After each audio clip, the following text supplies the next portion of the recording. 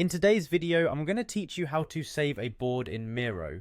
Miro is a fantastic online collaborative platform that many of us use for brainstorming and organizing projects. However, sometimes it can be a bit confusing to save your boards in the format you need. So let's get started on making this process easy and straightforward.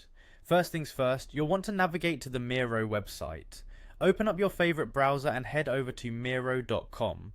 Once there, you'll see the option to either sign up or log in on the top right corner of the home page. Click on the login button and it will take you to the sign in page. If you already have an account, this is where you can enter your email and password.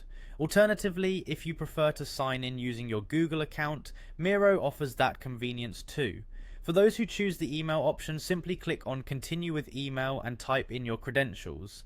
Once logged in, you'll find yourself on the Miro dashboard where all your previously created boards are displayed. Now it's time to locate and open the board you want to save. Browse through the list of boards on your dashboard and click on the one you wish to save. Once it opens, look towards the top of the board where the board name is displayed. You'll notice three small dots next to your board's name. Clicking on these dots will open a drop-down menu with several options. Here's where it gets interesting. Navigate to the board option on this menu, and once you click on it, you'll see another array of choices, including Export. Go ahead and click on Export. You're now presented with multiple saving options. You can choose to save your board as a PDF, which is great if you want a document-style version of your board.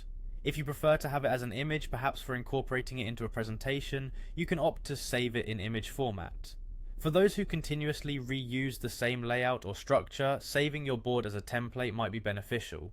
Moreover, if your work involves numbers and data, you can export your board to a spreadsheet. This is especially handy for organizing data-heavy projects. And finally, to ensure that all your hard work is securely backed up, you have the option to download a board backup. This can be crucial for keeping a safe copy of your projects or for transferring your board to another account. And there you have it, all the ways you can save your Miro board efficiently. This process might seem a bit daunting at first, but once you get the hang of it, saving and sharing your ideas becomes a breeze. Thanks for watching, and I hope this tutorial has been helpful for your Miro journey.